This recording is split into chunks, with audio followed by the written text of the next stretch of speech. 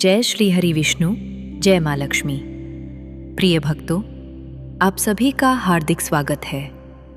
आज हम सुनेंगे देवशयनी एकादशी की दिव्य और पावन कथा।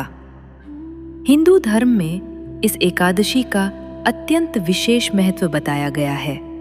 ऐसा माना जाता है कि आषाढ़ शुक्ल पक्ष की एकादशी के दिन भगवान श्री विष्णु क्षीर सागर में योग निद्रा में प्रवेश करते हैं। इसी दिन से चतुर्मास का शुभारंभ होता है और अगले 4 महीनों तक भगवान योग निद्रा में विराजमान रहते हैं। इस अवधि में साधना, भक्ति, जप, दान और व्रत का विशेष फल प्राप्त होता है।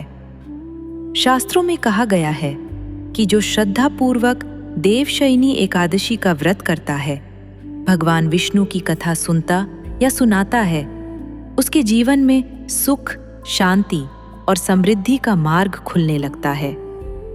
मन की अशांति धीरे धीरे दूर होती है और प्रभु की कृपा जीवन में नई आशा का संचार करती है। अब आइए कथा का प्रारंभ करते हैं। बहुत प्राचीन समय की बात है। देवलोक में सभी देवता भगवान विष्णु के दर्शन के लिए क्षीर सागर पहुंचे। वहां उन्होंने देखा कि भगवान श्री हरि अनंत शेष पर विराजमान हैं। उनके चरणों की सेवा स्वयं मां लक्ष्मी कर रही हैं। वातावरण दिव्य था। देव गंधर्व मधुर स्तुति कर रहे थे और समस्त लोकों में शांति का प्रकाश फैल रहा था। देवताओं ने विनम्रता पूर्वक कहा, हे जगत पालक, आपकी कृपा से ही सृष्टि का संचालन होता है। हमें बताइए कि ऐसा कौन सा व्रत है जिससे मनुष्य कलयुग में भी आपकी विशेष कृपा प्राप्त कर सके। भगवान श्री हरि मुस्कुराए और बोले, हे देवगण, आषाढ़ शुक्ल पक्ष की एकादशी अत्यंत पुण्यदायिनी है। इस दिन जो मनुष्य श्रद्धा और विश्वास के साथ मेरा व्रत करता है, मेरा नाम जपता है, कथा सुनता है और दीन दुखियों की सहायता करता है, उसे महान पुण्य प्राप्त होता है। इसी दिन मैं योग निद्रा में प्रवेश करता हूँ और चतुर्मास का प्रारंभ होता है।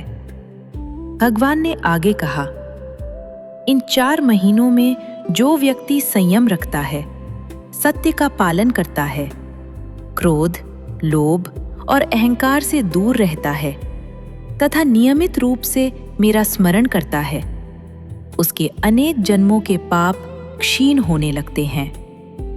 भगवान के वचन सुनकर देवताओं ने उन्हें प्रणाम किया और पृथ्वी पर इस पवित्र व्रत का संदेश पहुंचाने का संकल्प लिया। समय बीतता गया। पृथ्वी पर एक महान और धर्मात्मा राजा राज्य करते थे। उनका नाम था राजा मांधाता। उनकी प्रजा सुखी थी, राज्य समृद्ध था और सभी लोग धर्म का पालन करते थे। राजा स्वयं प्रतिदिन भगवान विष्णु की पूजा करते, दान देते और न्यायपूर्वक शासन चलाते।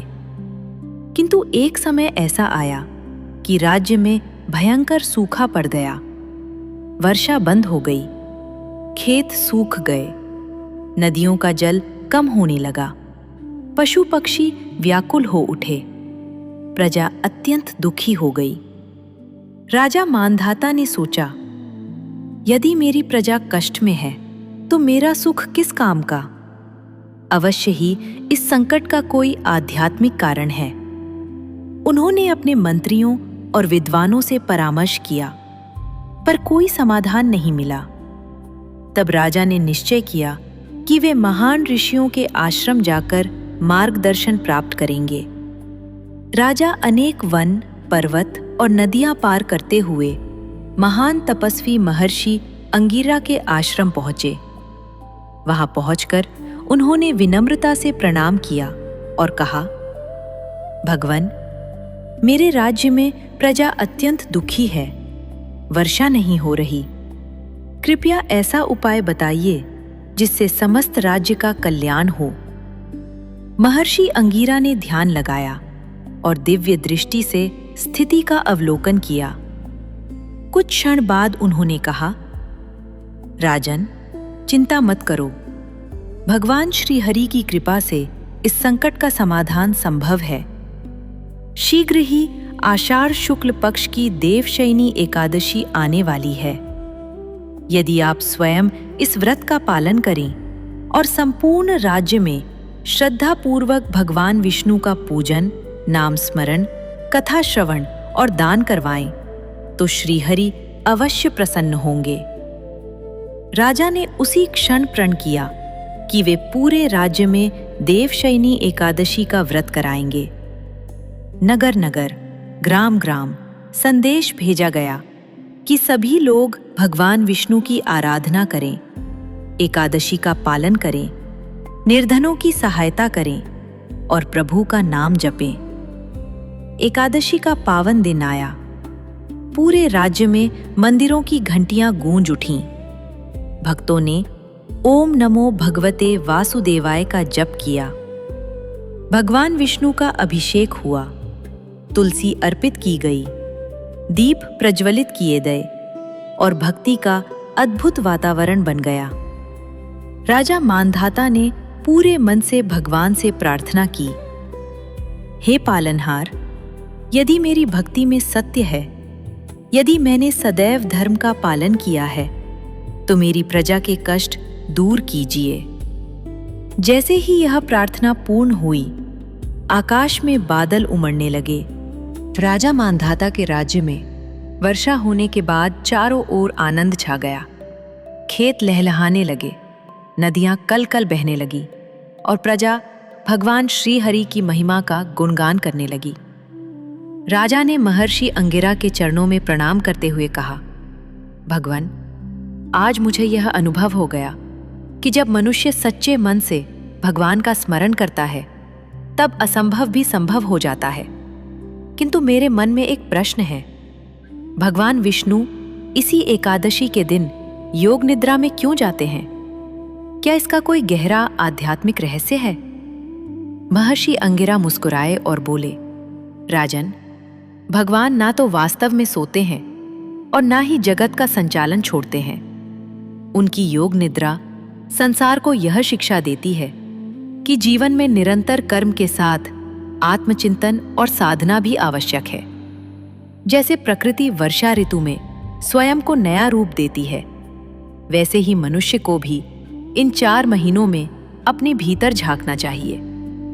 उन्होंने आगे कहा, यही कारण है कि आषाढ़ शुक्ल एकादशी से कार्तिक शुक्ल एकादशी तक का समय चतुर्मास कहलाता है।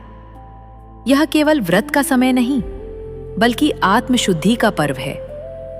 इतने में देवर्षि नारद अपने वीणा के मधुर स्वर के साथ वहां पहुंचे। उन्होंने नारायण नारायण का उच्चारण किया और महर्षि से बोले, हे मुनिवर, क्या मैं भी इस पावन चर्चा में सम्मिलित हो सकता हूं? महर्षि ने उनका स्वागत किया। राजा मानधाता ने भी देवर्षि को प्रणाम किया। नारद जी बोले, राजन, एक समय मैंने भी यही प्रश्न भगवान श्रीहरि से पूछा था। तब भगवान ने कहा था, हे नारद, जब मैं योग निद्रा में प्रवेश करता हूं, तब भी मेरी कृपा कभी बंद नहीं होती। मैं प्रत्येक भक्त के हृदय में निवास करता हूं। जो श्रद्धा से मेरा स्मरण करता है, मैं उसके पास सदैव उपस्थित रहता हूं। नारद जी ने आगे कहा, भगवान की योग निद्रा हमें यह सिखाती है कि बाहरी संसार जितना महत्वपूर्ण है, उतना ही महत्वपूर्ण हमारा अंतर्मन भी है। यदि मन निर्मल हो जाए तो जीवन स्वयं प्रकाशित हो जाता है। इतने में माता लक्ष्मी भी वहां प्रकट हुईं। उनके मुख पर दिव्य तेज था। उन्होंने कहा, जो भक्त इन 4 महीनों में भगवान का नाम जपता है, तुलसी की सेवा करता है, गौ सेवा करता है, भूखे को भोजन कराता है, सत्य बोलता है और अपने माता पिता तथा गुरु का सम्मान करता है, उस पर मेरी कृपा भी बनी रहती है। राजा ने विनम्र होकर पूछा, माते, यदि कोई व्यक्ति बड़ा व्रत न कर सके तो क्या वह भी भगवान की कृपा पा सकता है? माता लक्ष्मी ने उत्तर दिया, निश्चित ही। भगवान को बाहरी वैभव नहीं, सच्चा भाव प्रिय है। यदि कोई व्यक्ति केवल श्रद्धा से ओम नमो भगवते वासुदेवाय का जप करे, किसी जरूरतमंद की सहायता करे और ईमानदारी से अपना जीवन बिताए, तो भगवान उस पर प्रसन्न होते हैं। देवर्षि नारद ने एक छोटी सी कथा सुनाई। उन्होंने कहा, एक गांव में एक अत्यंत निर्धन वृद्ध रहता था। उसके पास ना धन था, ना बड़ा घर और ना ही पूजा की भव्य सामग्री। देवशयनी एकादशी के दिन उसने केवल एक दीपक जलाया, तुलसी का एक पत्ता भगवान को अर्पित किया और हाथ जोड़कर कहा, छे प्रभु, मेरे पास आपको देने के लिए कुछ नहीं है, केवल मेरा प्रेम स्वीकार कीजिए। उसकी सच्ची भक्ति देखकर भगवान अत्यंत प्रसन्न हुए। धीरे धीरे उसके जीवन के दुख दूर होने लगे। उसे सम्मान मिला, परिवार में सुख आया और सबसे बड़ी बात, उसके मन में अद्भुत शांति का अनुभव होने लगा। महर्षि अंगिरा बोले, यही देवशयनी एकादशी का वास्तविक संदेश है। भगवान को सोने चांदी के आभूषणों से अधिक प्रिय है निष्कपट प्रेम, सेवा और करुणा। राजा मानधाता ने उसी समय घोषणा की, आज से मेरे राज्य में प्रत्येक देवशयनी एकादशी पर कोई भी भूखा नहीं रहेगा। सभी मंदिरों में भगवान विष्णु की कथा होगी, निर्धनों को अन्नदान किया जाएगा और हर घर में दीपक जलाकर श्रीहरि का स्मरण किया जाएगा।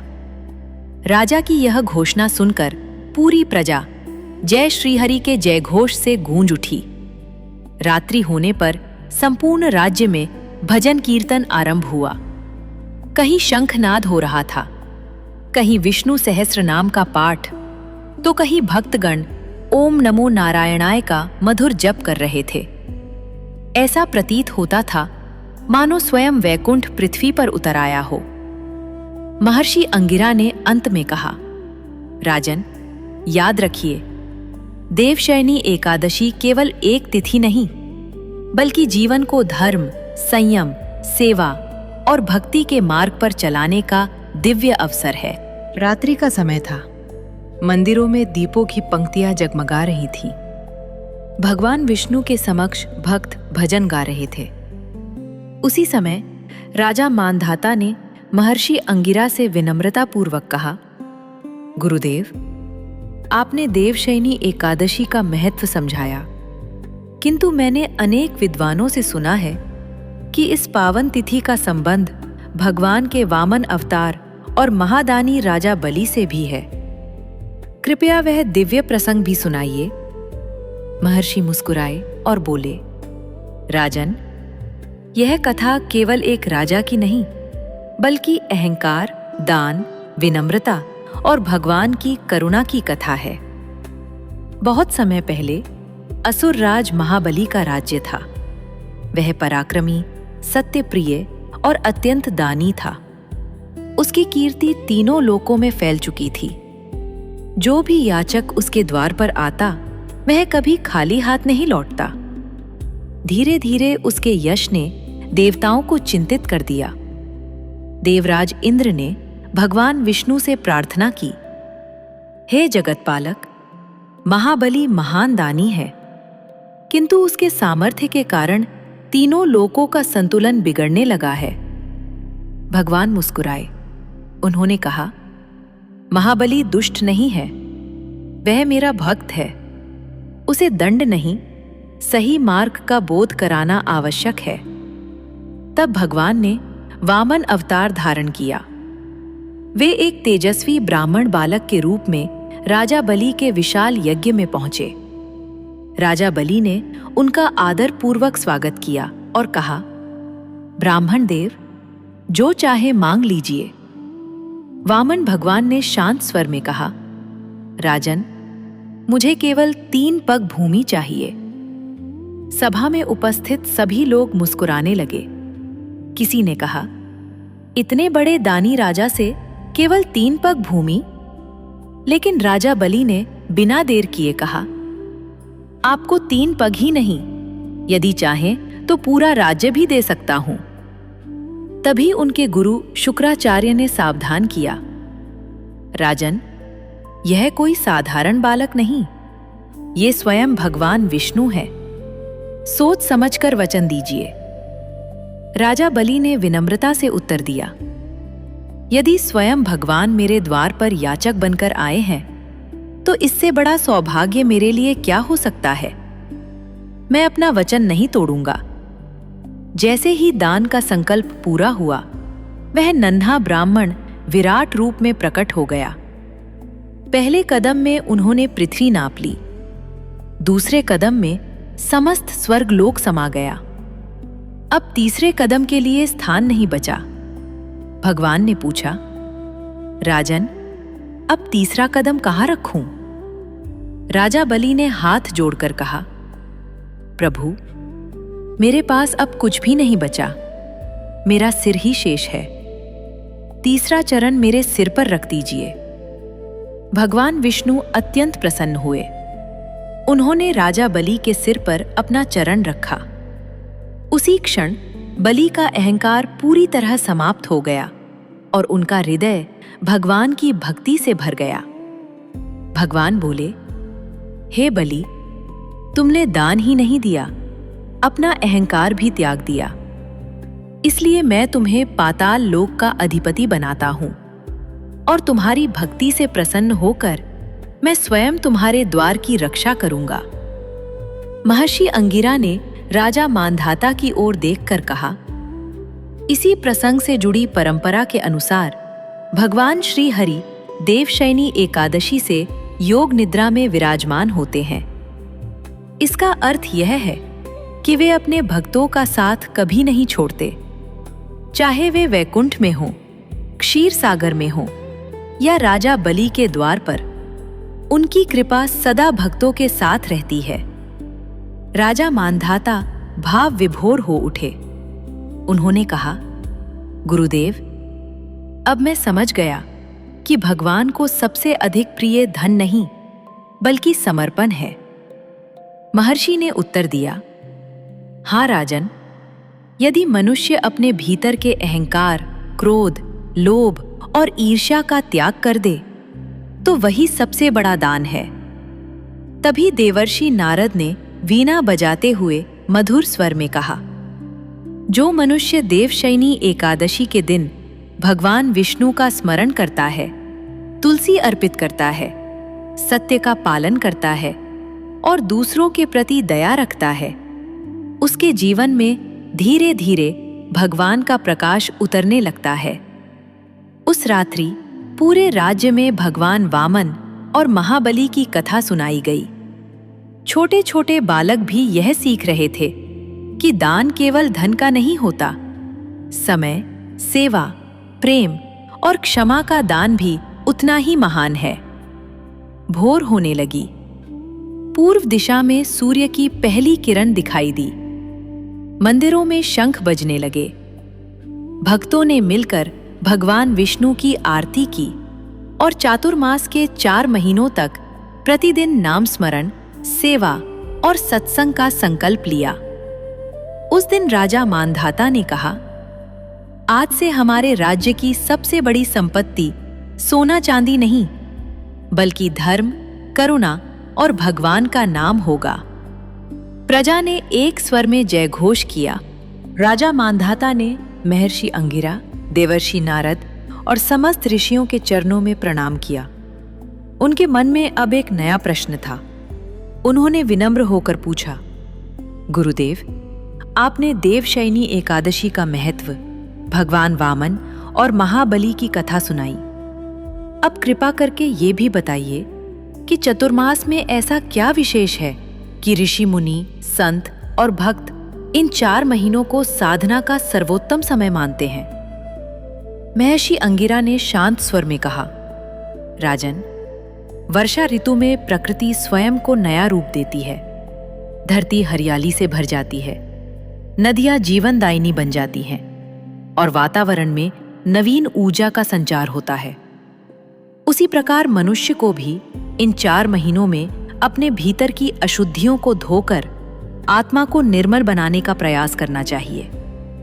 उन्होंने आगे कहा, चतुर्मास केवल व्रत का नाम नहीं है, ये जीवन में संयम, सेवा, सत्संग, जप, ध्यान और आत्मचिंतन का महापर्व है। जो व्यक्ति इन 4 महीनों में अपने व्यवहार को सुधारता है, उसका जीवन धीरे धीरे दिव्यता की ओर बढ़ने लगता है। इतने में नारद जी बोले, राजन, मैं तुम्हें एक घटना सुनाता हूं। एक छोटे से गांव में धर्मदास नाम का एक किसान रहता था। वो बहुत धनी नहीं था, परंतु अत्यंत ईमानदार और भगवान विष्णु का भक्त था। उसके घर में उसकी पत्नी, वृद्ध माता पिता और 2 छोटे बच्चे रहते थे। एक वर्ष उसके खेत में अच्छी फसल नहीं हुई। परिवार चिंता में डूब गया। पड़ोसी कहने लगे, अब भगवान का नाम लेने से क्या होगा? पहले धन कमाओ, फिर पूजा करना। धर्मदास मुस्कुराया और बोला, भगवान का नाम कठिन समय में ही सबसे अधिक सहारा देता है। कुछ दिनों बाद देवशयनी एकादशी आई। घर में अन्न कम था, फिर भी उसने श्रद्धा से भगवान विष्णु के सामने एक छोटा सा दीपक जलाया, तुलसी दल अर्पित किया और परिवार सहित भजन गाने लगा। उसकी पत्नी ने पूछा, घर में भोजन कम है, क्या आज भी अतिथि को भोजन कराएंगे? धर्मदास ने उत्तर दिया, यदि भगवान ने चाहा तो हम भी खाएंगे और अतिथि भी। उसी समय एक वृद्ध साधु उसके द्वार पर आए। धर्मदास ने बिना संकोच अपने हिस्से का भोजन उन्हें अर्पित कर दिया। साधु ने प्रसन्न होकर कहा, वत्स, जिसने कठिन समय में भी सेवा और श्रद्धा नहीं छोड़ी, उसके घर से कभी भगवान की कृपा दूर नहीं होती। ये कहकर वे साधु चले गए। कुछ ही दिनों में गांव में अच्छी वर्षा हुई। खेतों में नई फसल लहलहाने लगी। धर्मदास के परिश्रम और ईमानदारी के कारण उसकी खेती पहले से भी अधिक सफल हुई। महर्षि अंगिरा ने राजा से कहा, देखा राजन, भगवान ने केवल धन नहीं दिया, बल्कि धैर्य, विश्वास और संतोष का भी आशीर्वाद दिया। यही सच्ची समृद्धि है। राजा मांधाता ने गंभीर स्वर में कहा, गुरुदेव, आजकल लोग समझते हैं कि केवल धन ही सुख है। महर्षि बोले, धन आवश्यक है, परंतु यदि उसके साथ धर्म ना हो तो वो सुख नहीं दे सकता। भगवान विष्णु की कृपा वहीं टिकती है जहां सत्य, करुणा और सदाचार का वास होता है। नारद जी ने अपनी वीणा के तार छेड़े और बोले, याद रखो, चतुर्मास में किया गया एक छोटा सा शुभ कर्म भी कई गुना फल देता है। यदि कोई एक पौधा लगाए, किसी भूखे को भोजन कराए, गौ सेवा करे, माता पिता की सेवा करे या किसी दुखी व्यक्ति को सांत्वना दे, तो वो भी भगवान की पूजा के समान पुण्य प्राप्त करता है। राजा ने तुरंत आदेश दिया कि पूरे राज्य में इन 4 महीनों के दौरान प्रतिदिन भगवान विष्णु के नाम का कीर्तन होगा। निर्धनों के लिए अन्नदान किया जाएगा, वृक्षारोपण कराया जाएगा, गौशालाओं की सेवा की जाएगी, वृद्ध और रोगी लोगों की सहायता की जाएगी। किसी के साथ अन्याय नहीं होने दिया जाएगा। प्रजा ने आनंद पूर्वक इन नियमों को स्वीकार किया। धीरे धीरे पूरे राज्य का वातावरण बदलने लगा। लोगों के मन से वैर भाव कम होने लगा।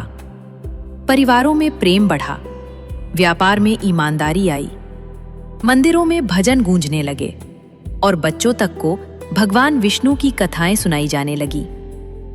एक दिन राजा ने देखा कि एक छोटा बालक मंदिर के बाहर बैठकर बड़ी श्रद्धा से ओम नमो भगवते वासुदेवाय का जप कर रहा है।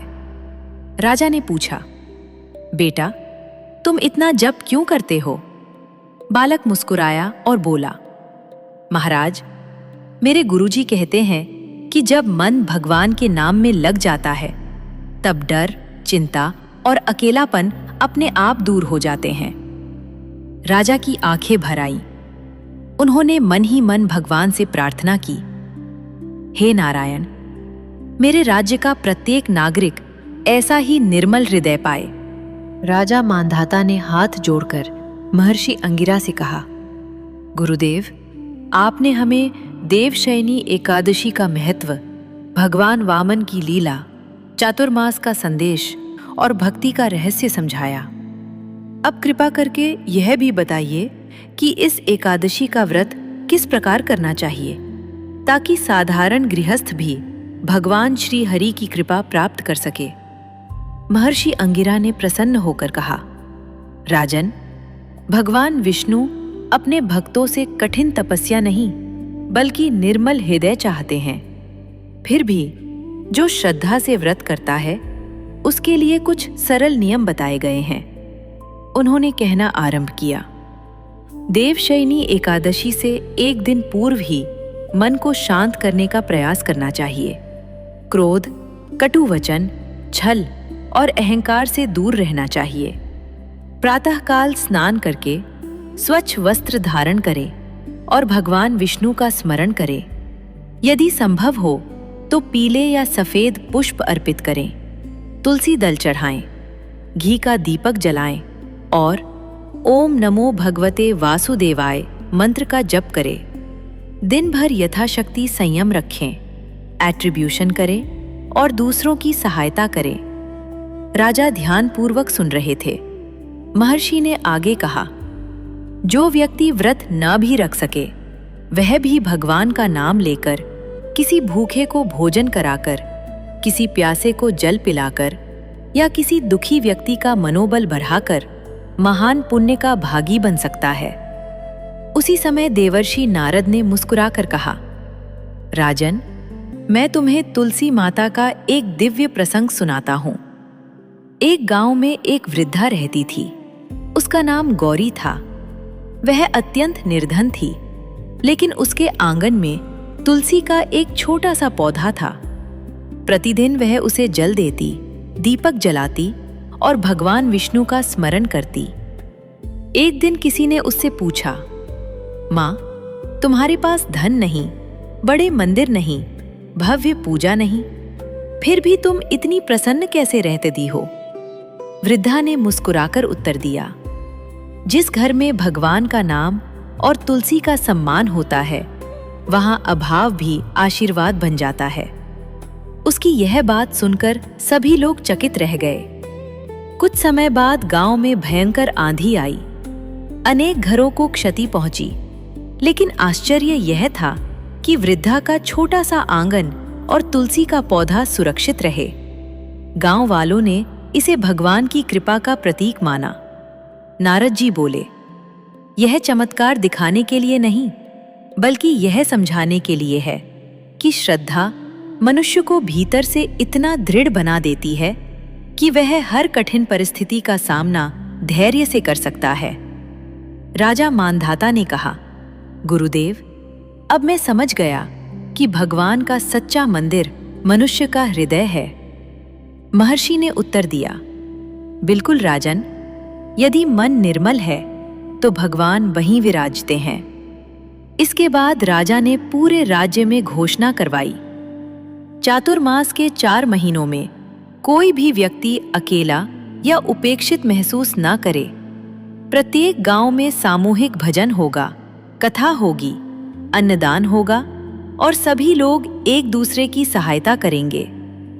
धीरे धीरे पूरे राज्य में सेवा की अद्भुत परंपरा प्रारंभ हो गई। कहीं युवा वृद्धों की सहायता कर रहे थे, कहीं महिलाएं मिलकर निर्धनों के लिए भोजन बना रही थीं, कहीं बच्चे पक्षियों के लिए दाना और जल रख रहे थे, कहीं किसान अपनी पहली उपज का एक भाग जरूरतमंदों को समर्पित कर रहे थे। राजा यह सब देखकर भावुक हो उठे। उन्होंने कहा, यदि भगवान की भक्ति से समाज में प्रेम बढ़े, सेवा बढ़े और लोगों के जीवन में आशा जागे, तो यही सबसे बड़ा यज्ञ है। महर्षि अंगिरा ने प्रसन्न होकर कहा, राजन, तुमने देवशयनी एकादशी का वास्तविक अर्थ समझ लिया। व्रत केवल भोजन का त्याग नहीं है, बल्कि मन के दोषों का त्याग है। रात्रि गहरी हो चुकी थी। मंदिरों में हजारों दीपक जल रहे थे। शंख, घंटियां और भजन की मधुर ध्वनि पूरे राज्य में गूंज रही थी। ऐसा प्रतीत हो रहा था मानो स्वयं क्षीर सागर से भगवान श्री हरि अपने भक्तों को आशीर्वाद दे रहे हों। राजा मांधाता ने हाथ जोड़कर प्रार्थना की, हे लक्ष्मीपति नारायण, हमें ऐसा जीवन दीजिए जिसमें धन से पहले धर्म हो, सफलता से पहले सदाचार हो और प्रत्येक कर्म में आपकी स्मृति बनी रहे। सभी भक्तों ने एक स्वर में मंत्रोच्चार किया। भोर की प्रथम किरणों ने आकाश को सुनहरे रंग से भर दिया। मंदिरों में शंखनाद होने लगा। पक्षियों का मधुर कलरव वातावरण को पवित्र बना रहा था। राजा मांधाता, महर्षि अंगिरा, देवर्षि नारद और समस्त प्रजा भगवान श्री हरि के मंदिर में एकत्रित हुई। भगवान विष्णु के समक्ष दीप प्रज्वलित थे। तुलसी दल की सुगंध पूरे मंदिर में फैल रही थी। सभी भक्त एक स्वर में भगवान का नाम जप रहे थे। ओम नमो भगवते वासुदेवाय। राजा मांधाता ने हाथ जोड़कर कहा, हे प्रभु, आज आपकी कृपा से हमने देवशयनी एकादशी का महत्व जाना। हमें यह भी समझ में आया कि सच्ची भक्ति केवल पूजा तक सीमित नहीं, बल्कि सेवा, करुणा, सत्य और सदाचार में भी प्रकट होती है। उसी समय मंदिर के गर्भगृह में अद्भुत प्रकाश फैल गया। ऐसा लगा मानो स्वयं भगवान श्री हरि अपनी दिव्य उपस्थिति से सभी भक्तों को आशीर्वाद दे रहे हों। महर्षि अंगिरा ने शांत स्वर में कहा, राजन, याद रखिए, जब भी कोई मनुष्य श्रद्धा से भगवान का नाम लेता है, दूसरों का हित करता है, अपने माता पिता का सम्मान करता है, गुरु का आदर करता है और ईमानदारी से जीवन जीता है, तब भगवान की कृपा उसके जीवन में अवश्य प्रकट होती है। देवर्षि नारद ने अपनी वीणा बजाते हुए कहा, नारायण नारायण। संसार में धन, यश और वैभव समय के साथ बदल सकते हैं, लेकिन भगवान का नाम और सत्कर्म कभी नष्ट नहीं होते। यही मनुष्य की सबसे बड़ी पूंजी है। राजा ने पूरी प्रजा की ओर देखकर कहा, आज से हमारा राज्य केवल समृद्ध ही नहीं, बल्कि धर्म, दया और सेवा में भी अग्रणी होगा। कोई भूखा नहीं सोएगा, कोई असहाय अकेला नहीं रहेगा और प्रत्येक घर में भगवान विष्णु का स्मरण होगा। सभी लोगों ने इस संकल्प का समर्थन किया। धीरे धीरे चतुर्मास के दिन बीतने लगे। राज्य में प्रतिदिन भजन, सत्संग, कथा और सेवा का वातावरण बना रहा। लोगों के जीवन में परिवर्तन आने लगा। परिवारों में प्रेम बढ़ा, समाज में सहयोग बढ़ा और मन में भगवान के प्रति विश्वास और भी गहरा हो गया। महर्षि अंगिरा ने कहा, यही देवशयनी एकादशी का वास्तविक फल है। केवल बाहरी सफलता नहीं, बल्कि भीतर की शांति प्राप्त होना ही सबसे बड़ा आशीर्वाद है। उन्होंने आगे कहा, जो व्यक्ति इस पावन दिन भगवान विष्णु का स्मरण करता है, यथाशक्ति व्रत रखता है, कथा सुनता है, तुलसी का सम्मान करता है, दान देता है और सदाचार का पालन करता है, उसके जीवन में शुभ संस्कारों की वृद्धि होती है। उसका मन अधिक संयमित होता है और वह धर्म के मार्ग पर आगे बढ़ता है। फिर महर्षि ने सभी भक्तों से कहा, आज घर लौटते समय केवल प्रसाद ही मत ले जाइए, अपने साथ यह संकल्प भी ले जाइए कि आप सत्य बोलेंगे, किसी का अपमान नहीं करेंगे, यथाशक्ति सेवा करेंगे और प्रतिदिन कुछ समय भगवान के स्मरण के लिए अवश्य निकालेंगे। पूरी सभा भाव विभोर हो गई। राजा मांधाता ने भगवान श्री हरि के चरणों में शीश झुकाकर प्रार्थना की, हे लक्ष्मीपति नारायण, हमारे मन से अहंकार, क्रोध, लोभ और ईर्ष्या को दूर कर दीजिए। हमें ऐसा जीवन दीजिए जिसमें प्रत्येक कर्म लोक कल्याण और आपकी भक्ति को समर्पित हो। सभी भक्तों ने मिलकर भगवान की स्तुति की। शांताकारं भुजगशयनं पद्मनाभं सुरेशं विश्वाधारं गगन सदृशं मेघवर्णं शुभांगं लक्ष्मीकांतं कमलनयनं योगिभिर्ध्यानगम्यं वंदे विष्णुं भवभयहरं सर्वलोकैकनाथम्। इसके बाद पूरे मंदिर में जय श्री हरि, जय लक्ष्मी नारायण और गोविंद गोविंद के जय घोष गूंज उठे। प्रिय भक्तों, देवशयनी एकादशी हमें यह सिखाती है कि जीवन में धर्म और कर्तव्य का पालन करें, सेवा को पूजा का ही रूप मानें, माता पिता, गुरु और बड़ों का सम्मान करें, क्रोध, लोभ और अहंकार का त्याग करें, भगवान के नाम का प्रतिदिन स्मरण करें, चतुर्मास को आत्मचिंतन, संयम और सदाचार का अवसर बनाएं। भगवान श्री हरि बाहरी वैभव से नहीं, बल्कि निर्मल हृदय और सच्ची श्रद्धा से प्रसन्न होते हैं। हे श्री हरि विष्णु, हमारी जीवन में सद्बुद्धि, धैर्य, करुणा और भक्ति का प्रकाश बनाए रखिए। हमारे परिवार में प्रेम, स्वास्थ्य और सदाचार की वृद्धि हो। हमें ऐसा बल दीजिए कि हम सदैव सत्य के मार्ग पर चलें और अपने कर्मों से समाज का कल्याण करें। ओम नमो भगवते वासुदेवाय। ओम नमो नारायणाय। जय श्री लक्ष्मी नारायण। इसी मंगल कामना के साथ देवशयनी एकादशी की यह पावन कथा यहीं पूर्ण होती है। हरि ओम तत्सत।